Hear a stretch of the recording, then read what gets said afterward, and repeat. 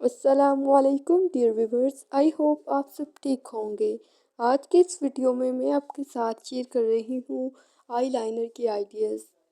आपको इस वीडियो में डिफरेंट काइंड के आईलाइनर के आइडियाज़ मिलेंगे, तो वीडियो को अंत तक क्लास में देखें, वीडियो को स्किप मत करें। ये वीडियो आपको कैसी लगी कमेंट में ज़रूर बताएं। अगर ये वीडियो आपको अच्छी लगे तो वीडियो को लाइक कर दें, चैनल को सब्सक्राइब करें और बेल आइकन को भी प्रेस कर दें ताकि मेरी हर आने वाली वीडियो आप तक पहुंच सके।